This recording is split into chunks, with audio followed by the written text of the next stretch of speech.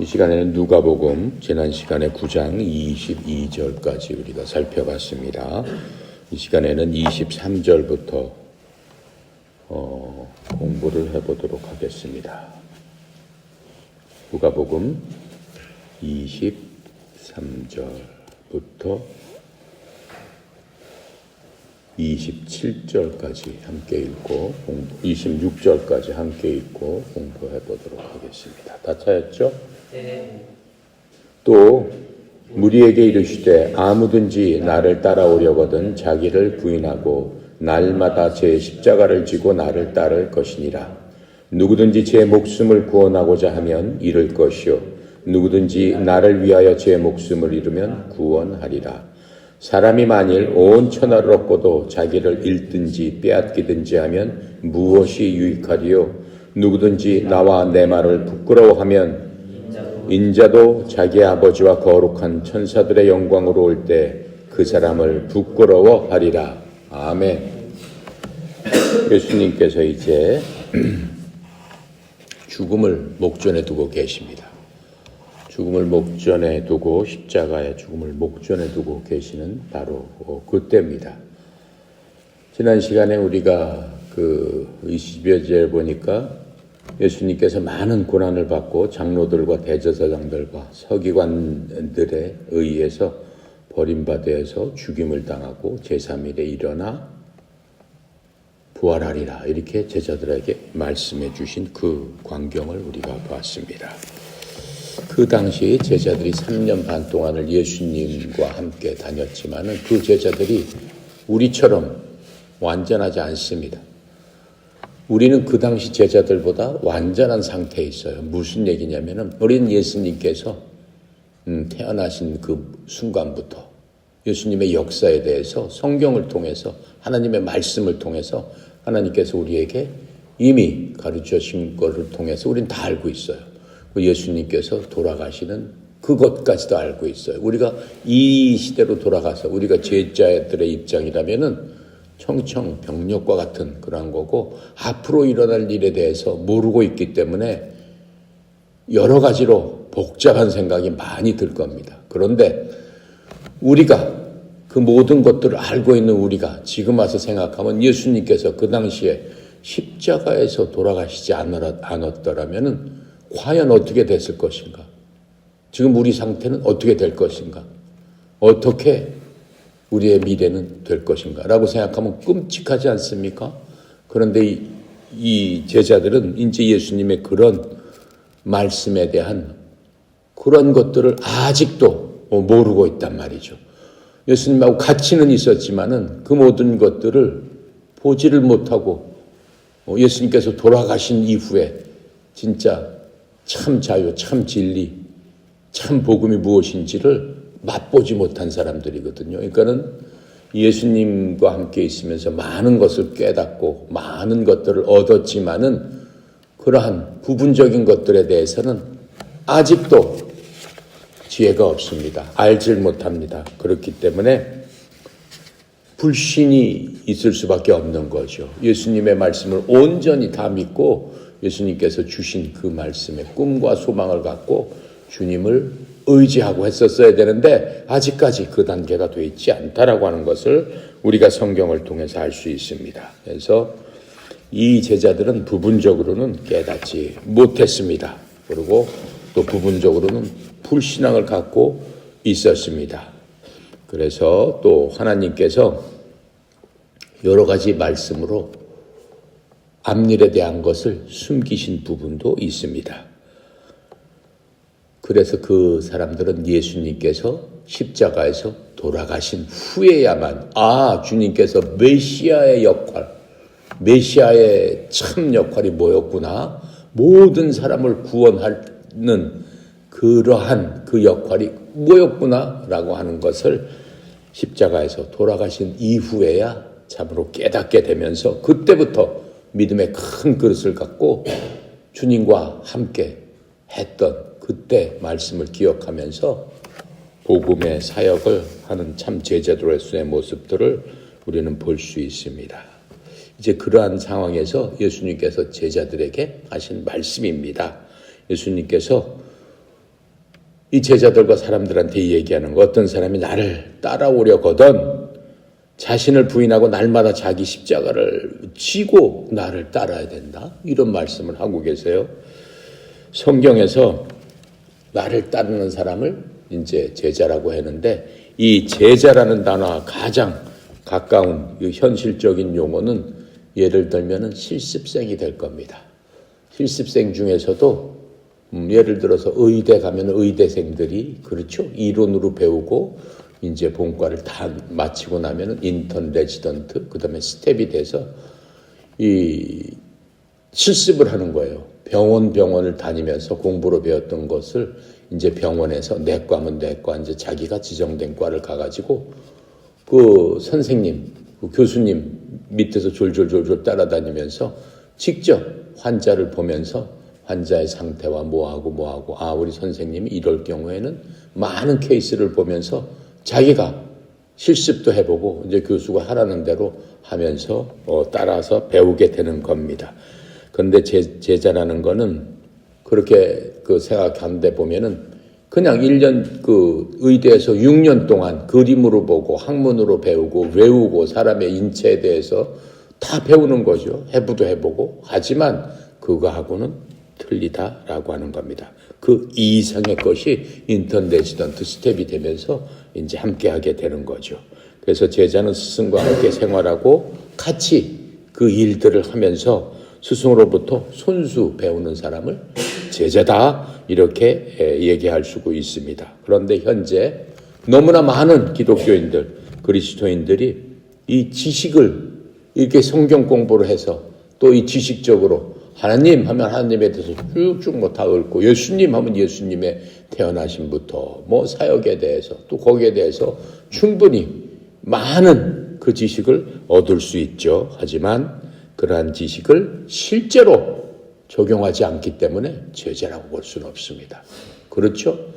예수님의 참 제자가 되기 위해서는 그렇게 배운 것들을 의대 실습생처럼 나가서 의사가 돼서 고쳐야 된단 말이죠. 사람을 고치는 게 참으로 제자지 그냥 말로만 해서는 제자라고 할 수는 없는 겁니다. 그래서 로마 시대 때는 십자가는 뭐라고 했어요? 형틀이라고 했습니다.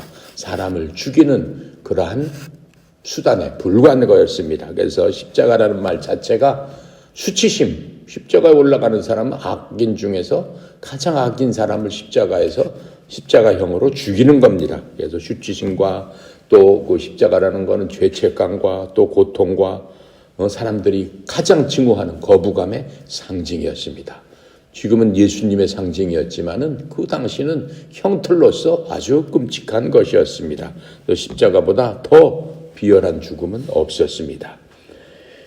그래서 사람들이 보통 이 대화를 할 적에 십자가라는 말조차를 언급하는 것은 금기시 됐었습니다. 그래서 예수님께서 이제 제자들에게는 엄격한 요구사항을 제시하십니다. 예수님은 진리를 받아들일 수 있도록 가르쳐 주셨는데 엄격한 요구사항이 뭐예요? 어떤 사람이 나를 따르려거든 자기를 부인하고 날마다 자기 십자가를 지고 나를 따를지니라. 그 말씀한다는 것 자체가 십자가를 지고 따르라 끔찍한 얘기예요. 예. 내가 사형틀에 그렇게 끔찍하게 죽임을 당하면서 내가 예수님을 따라가야 되나? 그렇게 생각할 수 있는 그 당시는 그런 거였습니다. 그것도 예수님께서 지금 그렇게 엄격한 요구사항을 제자들에게 지금 말씀하고 있는 거죠. 요한복음 16장 12절에 예수님께서 살아계실 적에 제자들에게 그렇게 하시면서 이런 말씀을 하셨어요. 내가 아직 너희에게 말할 것이 많으나 지금 너희가 그것을 감당하지 못하리라. 아직 믿음의 그릇이 작다 이거예요. 예수님께서 십자가의 구원의 그 도리 어떻게 해야만, 내가 어떻게 이 세상에서 무슨 일을 당해야만 이 세상 사람들이 나를 믿고 따르고 구원을 얻을 수 있다라고 하는 것을 아직까지도 보지 못한 상태였기 때문에 그런 얘기를 하게 되면 그 사람들 믿음이 감당할 수가 없는 제자들이 그런 상태였다라고 말씀하십니다. 그래서 예수님께서는 자신의 죽음에 대해서 사적으로 제자들에게 계속적으로 지금 말씀하셨죠. 조금 전에 22절에 대해서도 내가 죽고 십자가에서 죽고 살아 이제 사흘 만에 부활하리라 이렇게 말씀하셨습니다. 또 예수님은 모든 제자들을 위해서 십자가에 대해서 공개적으로 이제 선언을 하시는 겁니다. 왜냐하면 제자들이 예수님께서는 남겨놓는 유산 아닙니까? 예수님께서 이 땅에서 사역하시면서 말씀은 하셨지만 그걸 갖고 전해서 전 세계 방방곡곡에 하나님의 복음을 전할 사람들은 바로 이 제자들밖에는 없는 거예요. 그렇죠? 그래서 마태복음에서는 마태가 거기에 대해서 이렇게 설명하고 있습니다. 예수님을 고난으로부터 이렇게 말씀하시니까는 안 되지. 우리 스승이 그렇게 고난을 받아서 돌아가시게 하면 안 되지. 그렇게 하면서 불쑥 튀어나와서 한 사람이 있어요. 누구에겠어요? 바로 항상 그럴 때마다 겉에 나서는 베드로입니다. 마태복음 16장 22절에 이렇게 얘기해요. 그때 베드로가 예수님을 붙잡고 예수님을 꾸짖었다고 그랬어요. 꾸짖기 시작하여 예수님께 주여, 그렇게 죽을 수 없습니다. 그렇게 돌아가시면 안 됩니다. 이 말은 결코 주님께 임하지 않도록 우리들이 보호하겠습니다. 제가 나서서 그렇게 못 되도록 하겠습니다. 이렇게 얘기하는 거예요. 아까 뭐라고 얘기했어요? 예수님께서 22절에 서기관 바리새인들이 나를 끌어다가 내어주어서 나를 죽게 하리라. 22절에 그렇게 말씀하셨잖아요. 그랬더니 뭐라고 얘기하는 거예요? 장로들, 서주자, 제관들이 이들에 의해서 내가 죽음을 당하고 셋째 날에 살아나리라 그랬더니 결코 그럴 수 없습니다. 그들이 그렇게 못하게 제가 단호하게 막고 제가 용서하지 않겠습니다. 용감하게 그렇게 얘기를 했죠. 근데 베드로가 그렇게 했습니까? 그렇게 했어요. 도망갔죠. 다리야 날 살려라라고 하면서 로마 병사가 와서 잡아가니까 그 곁에 있던 제자들이 어떻게 해요? 베드로뿐만 아니라 싸그리 도망가가지고 예수님 십자가에 달리는 그 광경도 지도 잡혀서 그렇게 될까 봐 어떻게 했어요? 오지도 않았어요. 어디 숨어가지고 있었지. 예수님께서는 이 제자도에 관해서 지금 말씀하고 있는 겁니다. 너희들이 어떻게 해요? 나를 따라오거든 자기 부인하고 날마다 자기 십자가를 지고 나를 따라야 된다. 그게 제자도, 즉 예수님의 제자됨에 대해서 지금 말씀해주고 있는 겁니다. 십자가를 지고 예수님을 따르기 때문에 너희들이 구원받아라. 그 말씀이 아니잖아요. 이미 그 제자들은 구원받은 사람입니다. 뭘로 구원을 받아요? 예수 그리스도의 말씀과 예수 그리스도를 믿음으로 말미암아 예수님은 하나님의 아들이십니다 라고 하는 것을 믿고 사람들에게 선포한 복음을 믿고 했을 적에 구원을 받았다라고 말씀을 하지 않았습니까? 그래서 이 구원받은 뒤에만 뭐가 되는 거예요? 제자가 될 수 있는 겁니다. 주님은 모든 제자들이 반드시 자기 십자가를 지고 나를 따라야 된다고 분명히 말씀하셨어요.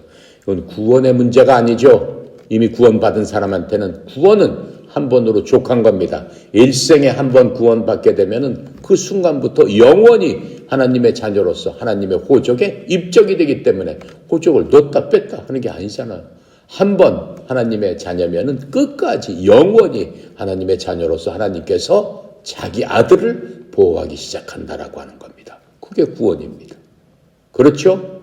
예, 구원은 분명한 거예요. 이제까지 나의 모든 잘못을 회개하고 돌이켜서 앞으로 죄를 짓지 않으려고 끝까지 피 흘리면서 싸우면서 노력하면서 나를 구원해 주신 바로 그분이 오직 예수 그리스도다라고 하고 예수 그리스도를 인격적으로 믿고 받아들이고 그분의 말씀에 순종했을 적에 우리는 구원을 우리의 행위로 우리의 선함으로가 아니고 예수님의 은혜로 값없이 얻을 수 있다라고 하는 거예요. 그게 구원이에요. 그렇게 구원을 받은 사람은 그 다음부터는 제자로서의 삶을 살아야 된다라고 하는 거죠. 제자로서의 삶은 구원받은 모든 자녀들이 우린 하나님의 자녀니까 하나님 닮아가는, 아버지 닮아가는 그것이 제자도예요. 근데 예수님께서는 제자들을 아직 십자가에 달리시기 전이니까 불러 모으시고 친히 말씀하시면서 가르쳐 주시면서 3년 반 동안을 이제 하시면서 마지막 이제 정리하시는 그러한 거죠. 그래서 이 제자들한테는 어때요?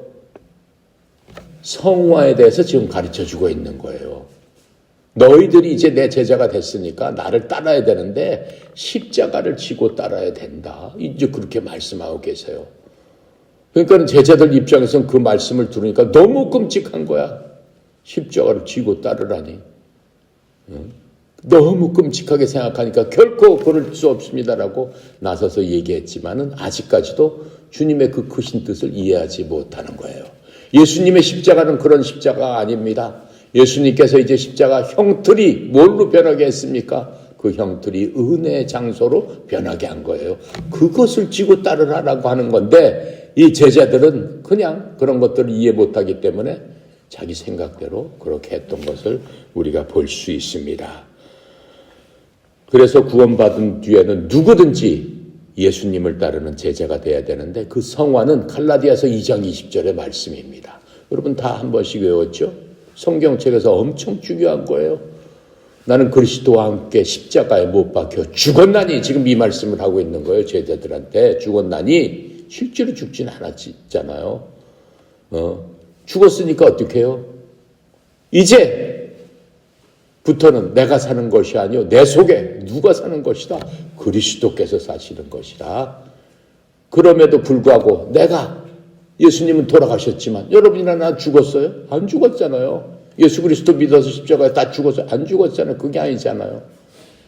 우리가 그럼에도 불구하고 육체로 사는 삶은 날 위해서 날 사랑하사 십자가에서 돌아가신 예수 그리스도의 믿음으로 사는 것이라. 그것이 주님께서 요구하시는 제자들한테 요구하는 십자가의 삶이란 말이죠. 그렇죠? 예수님께서 돌아가신 다음에 그 모든 것들을 구체적으로 알려주셨단 말이에요. 근데 제자들은 그 당시에 그런 말씀을 들을 수가 없었습니다. 그러니까는 어떻게 해요? 여러분이나 나는 이제부터는 그리스도의 믿음으로 사는 그러한 주님의 제자가 되어야 되는 겁니다. 구원만 받고 그렇게 살지 않는 사람 많아요. 그럼 그 사람들은 제자는 아니에요. 제자는 아니더라도 뭐 어떤 사람이에요? 그냥 구원받은 하나님의 자녀예요. 그냥 성도예요. 제자하고 성도하고는 차이가 있는 거죠. 그래서 여러분이나 나나 그런 삶을 살려고 노력을 해야 됩니다. 자, 그래서 지금 예수님을 십자가를 지고 따르라는 의미는 자기 자신을 부인해야 한다는 겁니다. 자기 자신을 부인한다는 게 뭐예요? 나를 모든 일에 내세우면 안 된다라고 하는 거예요. 왜요? 나는 예수와 함께 십자가에서 고집스러웠던 나를 최고로 생각했던 나만 위했던 세상의 모든 것들을 최고로 생각했던 내 가치관 속에서 사람마다 가치관이 있잖아요. 명예와 부귀와 존귀와 돈과 뭐 여러 가지 많은 것들이 있어요. 그것들을 생각했던 나를 부인하라. 더 이상 그 사람은 내가 아니에요. 그랬던 나는 예수를 믿으면서 십자가에서 나는 죽었습니다. 이렇게 생각해라. 라고 지금 말씀하고 있는 겁니다.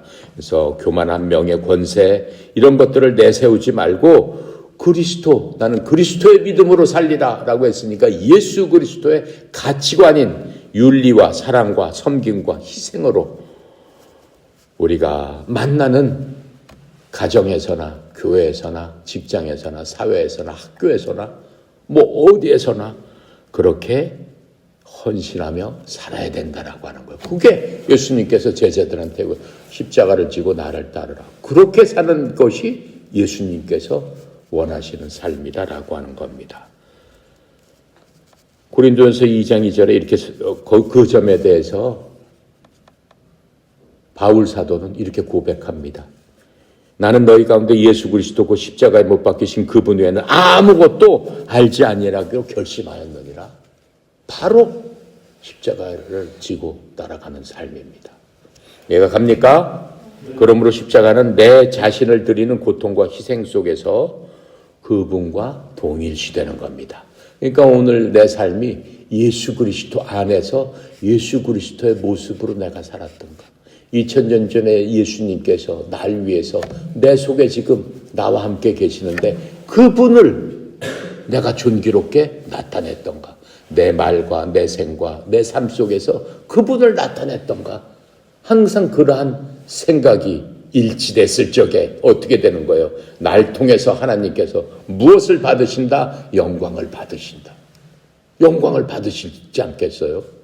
그러니까 하나님께서 그런 사람을 어떻게 하시겠어요? 기뻐하시면서 내가 나를 나타내니까 내가 너를 사용하리라 이렇게 하시지 않겠습니까? 그 사람이 말하는 것마다 행동하는 것마다 어떻게 되는 거예요? 예수님을 갖다 나타내 주잖아요. 예수님께서 얼마나 기쁘시고 그 사람을 많이 사용하시겠다라고 하는 거예요. 그래서 이 세상 위대한 사역자들은 그렇게 자기가 마음을 먹고 꿈을 갖고 비전을 갖고 내 삶은 그런 삶으로서 나는 오늘도 말을 통해서 예수 그리스도가 나를 사용하시게끔 나를 내어드리니 주여 나를 사용하여 주시옵소서 라고 한 고백으로 매일의 순간을 사는 사람들이다라고 하는 겁니다. 그러니까 여러분과 나도 순간순간마다 그러한 믿음 안에서 우리가 배를 타고 갈 적에 우리의 삶은 승리하게 되는 겁니다. 어떠한 경우에도 기쁨이 넘치게 되는 겁니다. 어떠한 경우에도 찬송이 넘치게 되는 겁니다. 어떠한 경험에도 믿음이 넘치게 되는 겁니다. 그럼 하나님께서 뭘 사용하시는 거예요? 그때 우리를 사용하시게 되는 거예요. 왜? 우리의 믿음의 그릇이 매 순간순간마다 우리가 많이 그렇게 사용하면 사용할수록 믿음의 그릇은 커지게 되는 겁니다. 그럼 하나님께서 제자들에게 부탁했던 모든 것들을 우리가 담당해서 참으로 하나님 기뻐하는 제자가 될 수 있다라고 하는 거예요. 그래서 하나님께서 우리에게 주시는 여러 가지 축복을 받을 수 있는 그릇이 돼야 된다라고 하는 겁니다. 하나님 우리를 사용하고 싶어 하셔서 많은 축복을 내려주시고 거기에는 영육 모든 것의 축복을 주시는 거죠. 우리에게 많은 물질을 주시면 어떻게 하겠어요? 더 많은 하나님의 일을 하지 않겠습니까? 더 많은 하나님의 일이 이 세상에서 빛나지 않겠습니까? 왜요? 그것이 그리스도를 나타내는 나의 행동이지만은 그것을 통해서 예수님이 일하시도록 나를 내어드리기 때문에. 그렇죠? 바로 그러한 꿈과 비전을 갖고 우리의 믿음을 키워나갈 적에 하나님께서는 자신의 것을 쏘아 부어주십니다. 근데 그렇지 않은 사람들한테 아무리 쏘아 부어줘도 그릇이 작으니까 어떻게 되는 거예요? 다 새버리잖아요. 다 흘러버리잖아요. 쏘아 부을 그릇이 없잖아요. 어떤 사람은 그런 그릇 자체가 없는 사람이 있어요. 말로만 하나님 하나님 외치지만 하나님은 그 사람의 속중심과 모든 것들을 알고 계시는 분이기 때문에 안 되는 겁니다. 로마서 12장 1절부터 2절에 우리한테 부탁한 그 하나님의 말씀이 이렇습니다. 그러므로 형제들아 내가 하나님의 긍휼을 힘으로 너희에게 간청하노니 너희는 너희의 몸을 거룩하고 하나님께서 받으실 만한 살아있는 희생물로 드려라. 그것이 너희의 합당한 섬김이니라. 너희는 이 세상에 동화되지 말고 오직 너희 생각을 새롭게 함으로 변화를 받아 하나님의 그 선하시고 받으실 만한 온전하신 뜻이 무엇인지 입증하도록 하라. 얼마나 복된 하나님의 말씀입니까? 그것을 우리가 입증했을 적에 입증은 어떻게 하는 겁니까? 우리의 소망과 우리의 비전을 갖고 하나님 앞에 믿음으로 보여드리는 겁니다. 하나님 내 그릇이 이만합니다 라고 보여드리는 거 지금 입증하라고 했잖아요. 그것을 보여드릴 적에 하나님께서 하나님의 때에 됐다 내가 쏟아 부어주니까 너는 이것을 갖고 무엇을 해라. 하나님 알고 계시는 겁니다. 왜요? 우리의 소망이 무엇인지 먼저 보시고 하시는 거기 때문에 그렇습니다. 25절 이제 26절을 한번 보겠습니다. 사람이 만일 온 세상을 얻고도 자기를 잃어버리면은 무슨 이득이 있겠느냐? 그렇잖아요. 우리가 세상 사람들을 봐도 미국의 막 엄청난 부자들 그렇죠? 수십조 원, 수백조 원을 갖고도 어떻게 해요? 그냥 세상을 떠나버리면 그게 무슨 가치가 있겠어요? 사람 죽을 때 뭐 가져가는 사람이 있어요? 다 똑같잖아요. 벌거벗은 채로. 그렇죠? 그냥 누워서 아무것도 없이 빈손에 뭘 들고 가요? 아무것도 없어요. 재산, 명예, 학식, 뭐가 있어요? 아무것도 없죠. 그냥 가가지고 한 줌에 재로 변해버리는 거잖아요. 그 말씀하시는 거예요. 그렇게 되는데 무슨 이득이 있겠냐? 세상에 다 네 거라고 해도 네가 죽으면 무슨 소용이 있겠냐? 이 말씀을 하고 계시는 겁니다. 그래서 그렇게 죽은 다음에 끝이 아니라는 얘기죠. 26절에 보니까 누구든지 나와 내 말을 부끄러워하면 사람의 아들도 자기의 영광과 자기의 아버지의 영광과 거룩한 현세의 영광 중에 올 때 그를 부끄러워하리라. 그렇죠. 이 세상 살면서 우리가 중요한 건 하나님께서 주신 유한한 생명 가운데 인간의 육체의 몸으로 사는 동안 우리의 삶이 그리스도와 함께 십자가를 지고 따르는 그러한 삶의 흉내라도 내야 된다라고 하는 겁니다. 그렇지 않을 때 하나님을 만나게 되면은 무슨 상관이 있겠느냐. 그 오히려 하나님 믿지도 않고 부끄러워하는 사람들, 예수 믿는 것을 숨기는 사람들, 그런 사람들을 만나게 되면 어때요? 하나님께서도 야, 참 네가 부끄러운 삶을 살았구나 라고 하시면서 하나님께서 부끄러워하신다라고 지금 말씀하고 있는 겁니다. 이해갑니까? 그래서 우리는 하나님의 자녀로서 이 세상에 살면서 당당하고 담대하고 또 하나님께서 주시는 믿음의 그릇을 매일매일 조금씩 넓혀가면서 하나님의 축복을 받는 가운데 당당하게 살게 되면 부끄러운 마음이 없어요. 그런 걸 시도조차 안 하기 때문에 그러한 지경에 빠지게 되는 겁니다. 그래서 지금 이 말씀대로 이 제자, 예수님의 제자가 되기 위해서는 일생 동안 매일매일 삶 가운데 훈련을 해야 되는 겁니다. 인턴과 레지던트들이 어때요? 엄청난 인턴 2년, 레지던트 4년. 의대에 다니면은 사람 하나 고치기 위해서 6년 동안 공부해야 되죠? 인턴 사람 실습하는데 2년 동안 가서 교수님 따라다니면서 이 환자 저 환자 다 봐야 되죠? 그 다음에 나는 어떤 사람 가슴에 대해서 나는 심장 내과를 난 전공하겠다. 무슨 소화기과를 전공하겠다. 그거에 따라서 레지던트를 또 4년 동안 하면서 그 분야에 대해서 전부 다 또 공부를 해야 된단 말이죠. 인간을 다루는데도 그렇게 엄청난 공부를 해야 되는 거예요. 의대생들 3, 4일 안 자는 거는 보통이에요. 왜요? 병원이라는 데가 그렇잖아요. 밤중에도 누르면 가야 되는 거고, 밤중에도 아프다 그러면 가야 되고, 밤중에도 누가 하면 나가서 해야 되는 거, 그거 다 누가 해요? 레지던트들이 하는 거예요. 교수들은 시간 돼서 오는 거고. 그런 모든 일들을 하면서 제자가 된다라고 하는 거죠. 그래서 우리는 이러한 훈련을 쌓으면서 우리는 그거보다는 널널하잖아요. 우리 삶 가운데 하나님의 말씀을 들으면서 그 말씀대로 순종하면서 살기를 원하는 것. 그래서 일단 하나님의 말씀을 이 신약부터 차근차근 잘 읽으면서 그 말씀은 하나님께서 제자들에게 하시는 말씀이다라고 하는 거예요. 그러니까 의대생들이 의학 서적을 피고 하나하나씩 읽듯이 우리는 성경을 피면서 하나하나 읽으면서 그 말씀대로 행하기를 원해야 되는 거예요. 그렇죠? 사람들에게 기뻐해라. 항상 기뻐해야 되는 거예요. 감사해라. 감사해야 되는 거예요. 그렇죠? 쉬지 말고 기도해라. 기도해야 되는 거예요. 그 말씀대로 순종하면서 살아가야 되는 거예요. 그래서 무슨 일이든지 정직하고 순수하고 올바르고 다른 사람을 대할 적에 어떻게 하라는 거예요? 나보다 저 사람을 더 높이 여겨주면서 그 사람의 생각에 맞춰서 우리의 삶을 살아가야 된다. 이렇게 말씀하시면은 그게 그리스도의 마음이다. 이렇게 말씀하셨거든요. 그게 무슨 얘기예요? 그리스도의 마음이니까는 그 마음대로 사람은 행동하는 거기 때문에 예수님이 살아계실 전 예수님은 그렇게 하셨더라라고 하는 거예요. 그럼 제자로서 우리가 삶 가운데서 그렇게 너희들도 해야 된다. 지금 이렇게 말씀하고 있는 거예요. 그렇죠? 그렇게 따라갈 적에 우리의 그릇이 커지기 시작하는 거예요. 우리 그릇이 커지기 시작하면 어때요?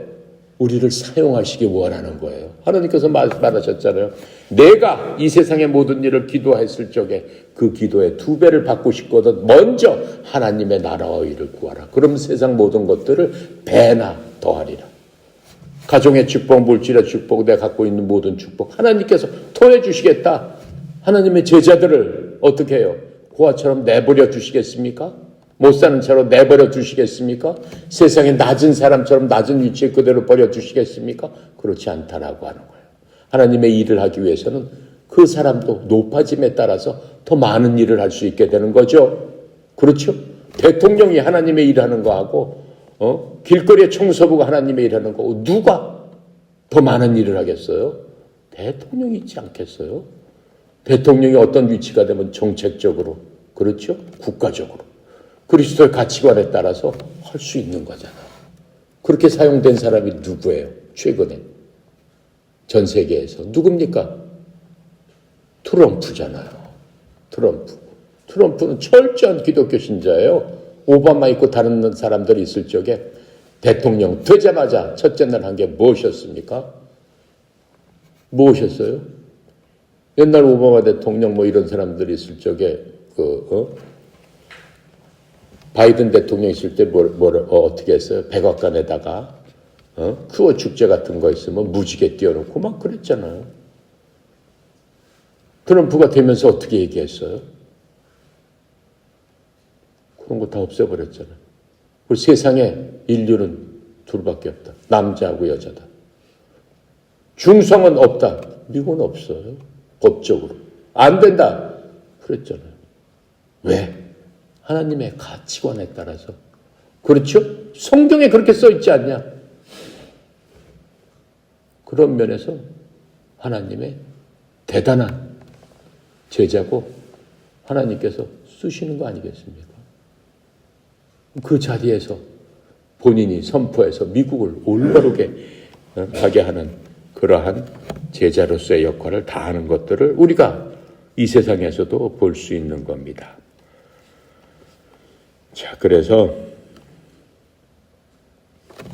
우리는 어때요? 주님의 말씀대로 주님 바라보고 의지하면서 나가는 거예요. 자, 그러시면서 이 주님께서 뭐라고 얘기해요? 하나님이 영광 가운데 천사들과 영광 중에 올 적에 이렇게 얘기합니다. 성경에 보면은 영광이라는 말은 굉장히 큰 의미를 갖고 있습니다. 우리는 항상 무슨 일 할 적에 하나님의 영광을 위해서 이런 얘기는 많이 하죠. 그럼 도대체 영광이라는 게 무엇이냐? 하나님의 영광이라는 게 무엇이냐? 지금 영광 중에 다시 올 적에 지금 이렇게 말씀하고 있죠. 26절에. 이게 무슨 뜻이냐? 그분의 영광은 예수님께서 하셨던 기적과 이적과 표적과 또 아픈 사람들을 단번에 치유해 주신다든가 죽은 자를 일으키신다든가 마귀를 쫓아내버리신다든가 하는 이 모든 것들이 하나님의 영광 중에 지극히 작은 일부분이다라고 하는 거예요. 그러니까 하나님의 영광이 나타날 적에는 이런 일들이 사람들에게 바로 나타나 보인다라고 하는 겁니다. 그래서 성경에서 영광이라는 말이 한 550회쯤 나옵니다. 그런데 이 영광이라는 말씀은 하나님과 그분의 일 또는 그리스도와 그분의 복음과 천국 등과 관련돼서 이 영광이라는 말을 사용하게 되는 겁니다. 그래서 영광이라는 것은 항상 하나님의 나타나심과 하나님께서 함께 하시는 또 하나님을 찬양하는 그럴 적에 영광이라는 말을 사용하게 됩니다. 구약에서 나타난 하나님의 영광이 있죠. 세상 모든 사람들에게 보여준 하나님의 영광이 있습니다. 언제 나타났어요? 구약의 이스라엘 백성들이 이집트에서 430년 동안 노예 생활을 하고 어때요? 이제 모세를 통해서 그 250만 명이 되는 이스라엘 백성을 이집트로 데리고 나와서 다시 하나님께서 주신 가나안 땅으로 찾아 들어갈 적에 하나님의 영광이 나타났습니다. 그 영광을 250만 백성들은 가나안 땅 가는 그 순간까지 매일매일을 받습니다. 아침 저녁 하루 종일 받습니다. 근데 그 가나안 땅으로 가는데 얼마나 많은 시간이 걸렸어요? 걸어서 가면 불과 일주일 가는 길을 40년 동안 뺑뺑뺑뺑뺑뺑 광야를 돌아다니면서 40년 동안을 걸어서 갔던 것들을 우리가 성경에 볼 수 있습니다. 구약의 하나님의 영광은 이 시내산을 덮는 구름, 또 이스라엘 성막 위에, 낮에는 이게 광야이기 때문에 거의 사막 기후입니다. 낮에는 쨍쨍 찌는 열로서 50도 60도까지 올라갑니다. 밤에는 이 사막이기 때문에 너무나 춥습니다. 영하 3, 40도가 보통입니다. 그런데 250만 명이 되는 그 노인부터 어린아이들까지 걸어서 다니는데 어떻게 살겠어요? 그것도 40년 동안. 그 기후에서 하나님께서 어떻게 해주셨어요?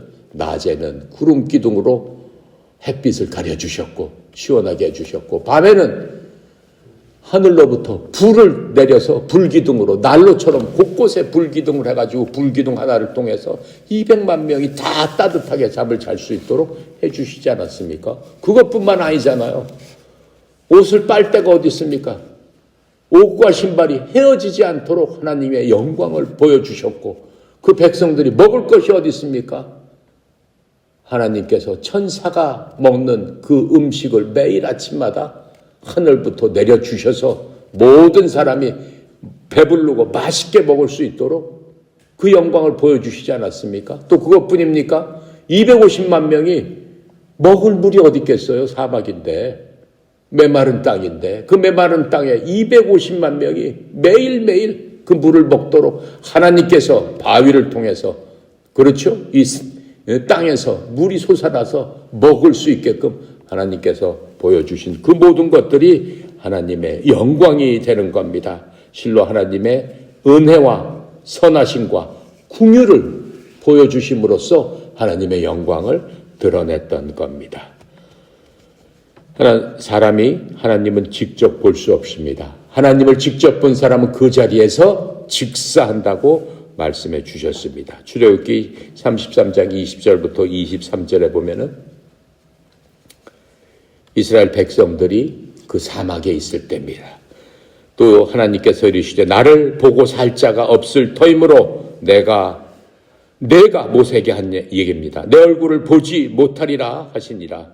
주께서 이르시되 보라 내 옆에 한 곳이 있으니 너는 반석 위에 설지니라. 내 영광이 지나갈 때 내가 너를 그 반석 틈에 두고 내가 지나가는 동안 내 손으로 너를 덮었다가 보는 순간 죽어버리니까 하나님께서 하나님의 손으로 덮었다가 내 손을 거두리니 너는 내 뒷부분을 보되 내 얼굴은 보지 못하리라 하시니라. 이렇게 말씀하시면서 어떻게 했어요? 모세에게 십계명을 주실 적에 이렇게 해주셨던 것을 우리가 성경에서 볼 수 있습니다. 하나님의 영광을 접할 때 사람은 그 영광의 광채에 감탄할 수밖에 없다라고 얘기했습니다.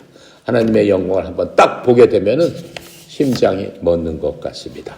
하나님의 영광을 딱 보는 순간 그냥 아무 생각도 안 하고 그냥 그 허옇게 되면서 하나님이시구나. 이게 하나님의 영광이구나. 이게 하나님의 그 본체구나 하는 것을 본인 스스로 감격하고 감동하면서 창조물 하나님에 대한 것들을 체험으로, 몸으로, 생각으로, 사고로, 마음속 깊은 곳으로부터 받아들이는 그러한 역사가 일어나게 되는 겁니다. 그리고 하나님의 영광을 딱 마주하는 순간 뭘 본다라고 그랬어요? 여태까지 나의 모든 죄가 스크린에 비치듯이 1초 안에 내가 수십 년 살아온 죄가 그대로 한 번에 다 나를 짓누르고 나타난다라고 얘기했습니다. 또 그것뿐만 아닙니다. 하나님의 영광을 접하게 되면 사람들이 찬양이 나올 수밖에 없어요. 하나님에 대한 사랑과 하나님에 대한 경외심과 두렵고 떨리는 마음과 그거 앞에서 위대하신 하나님을 찬양할 수밖에 없는 그러한 마음이 나온다고 했습니다. 그래서 우리는 그러한 하나님의 영광 가운데서 구원을 받고 또 이 땅에 살면서도 예수님을 통해서 하나님의 영광을 엄청 많이 우리는 성경을 통해서 보고 들었습니다. 그게 뭡니까? 예수 그리스도는 하나님의 독생자의 영광이시다 이렇게 말씀하셨어요. 예수님 자체가 하나님의 영광이다 라고 얘기했습니다. 어디서요? 요한복음 1장 14절에 아주 위대한 말씀이다. 말씀이 육신이 돼서 우리 가운데 거하시며 우리가 그분의 영광을 보니 아버지의 독생하신 분의 영광이요 은혜와 진리가 충만하더라. 그게 바로 예수님이란 말입니다. 제자들은 실제로 인간적으로 예수님을 그렇게 보면서 살았지만은 어때요? 눈이 어둡고 지혜가 없기 때문에 진짜 하나님의 말씀이 그것을 깨닫지 못했어요. 하지만 우리는 예수님께서 하신 모든 것들을 이미 알고 있는 자들이기 때문에 이 말씀을 여러분이 그냥 100번만 계속해서 읽어보면은 하나님의 영광이 무엇인지, 하나님의 독생자의 영광이 무엇인지, 말씀이 육신이 돼서 오신 그분이 도로 말씀이 되셨기 때문에 말씀이신 예수님을 말씀을 통해서 우리가 알을 적에 하나님의 영광 가운데 들어갈 수 있다라고 하는 거예요. 이해가 갑니까? 그것뿐만 아니라 예수 그리스도는 하나님의 영광의 광채이시며 또 그분 자체의 형상이시다 이렇게 얘기하고 있어요. 누가 얘기하고 있어요? 성경에서 알려주고 있는 얘기예요. 히브리서 1장 3절에 하나님의 영광의 광채시오 그분 자체의 정확한 형상이시며 자신의 권능의 말씀으로 모든 것을 떠받치시는 이 아들께서는 친히 우리의 죄들을 정케 하신 뒤에 높은 곳에 계신 존엄하신 분의 오른편에 앉으셨습니다. 이렇게 얘기하면서 예수 그리스도께서 바로 그분이 모든 것들을 만드셨고 모든 것을 떠받치고 있다라고 얘기하는 거예요. 그게 무슨 얘기예요? 지구는 36.5도로 돌아가고 있습니다. 지구가 36.5도에서 조금만 이끼 기울어지든가 하면 어떻게 되는 거예요? 순식간에 지구가 얼어붙든가 해서 생물들은 싹 죽어버리든가 또 거꾸로 되면 어떻게 해요? 순식간에 태양열에 의해서 싹 타버리든가. 그리고 과학자들이 얘기하잖아요. 별 중에 유성이 큰 유성이 지구와 부딪히는 게 몇만 년 전, 몇 년 후에 뭐 언제 있을 것이다 뭐 이렇게 얘기하잖아요. 그러니까 별들과 별들이 안 붙이도록 붙잡고 있는 게 누구냐라고 하는 거예요. 바로 예수 그리스도다. 지금 이렇게 설명을 해주고 있는 겁니다. 그게 예수 그리스도의 영광이 아니고 무엇이겠습니까? 그래서 예수 그리스도께서 또 부활하셔서 3일 만에 부활하셔서 하나님 우편에 지금 앉아 계시는 승천하시는 것이 하나님의 영광을 나타내는 겁니다.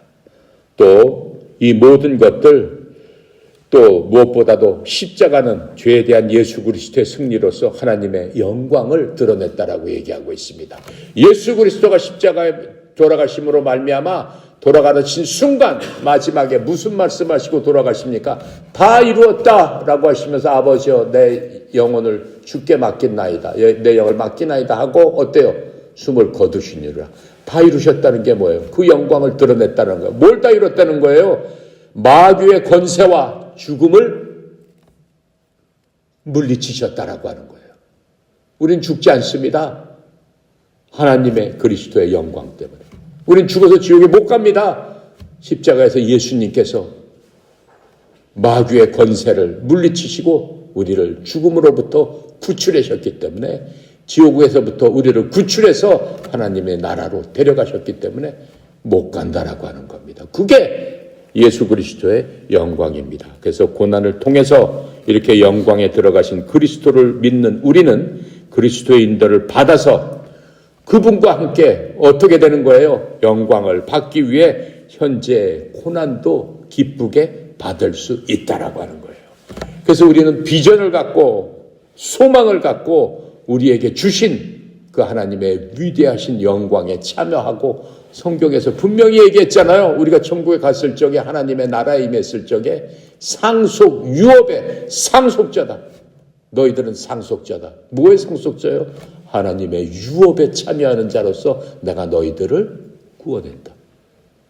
그 소망을 갖고 항상 영광 가운데 영광을 받은 자다라고 하는 거예요. 믿음이라는 건 뭐예요?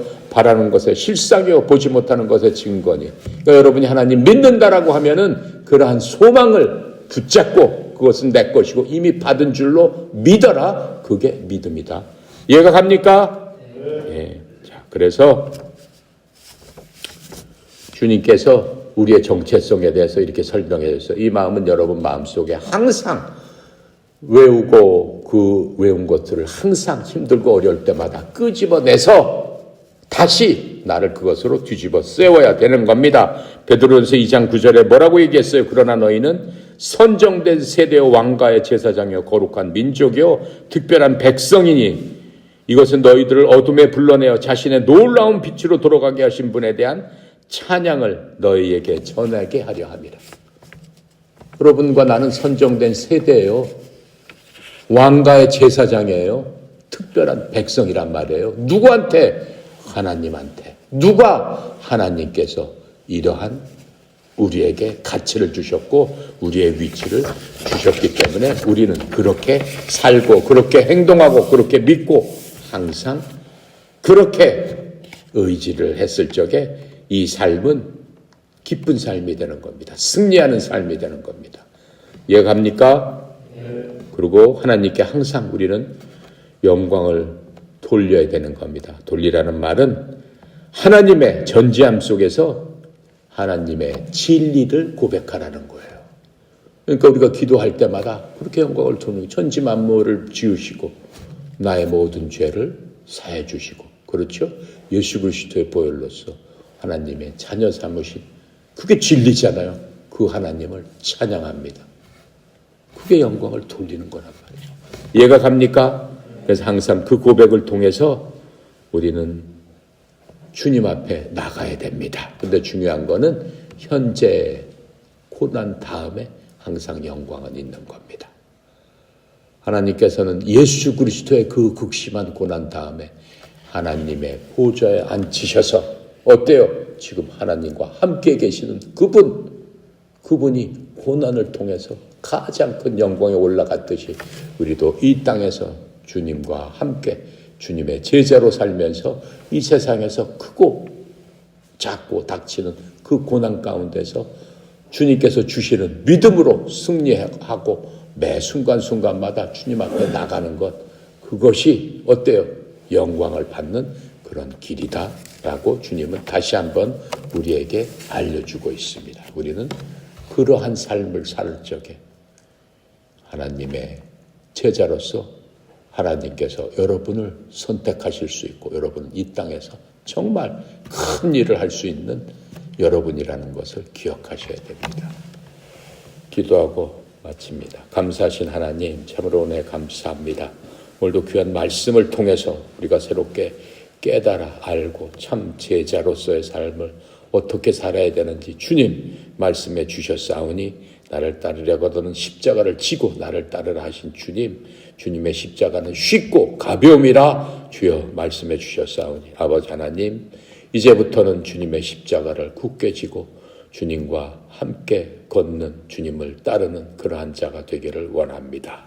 주여 사랑하는 하나님의 자녀들에게 믿음의 믿음을 더하여 주시옵시고 이 세상을 넉넉히 이길 수 있는 무한하신 하나님의 크신 자원을 주셨사오니 그 자원으로 승리하게 하시고 예수 그리스도의 십자가의 보혈과 예수 그리스도께서 십자가에서 행하신 그 모든 것들이 우리 것이 되어서 하나님을 영화롭게 하는 그러한 삶을 이 땅에서 살다 주님 부르시는 그날까지 주님의 참 제자로서의 삶을 살아가는 저희들 되도록 인도하여 주시옵소서.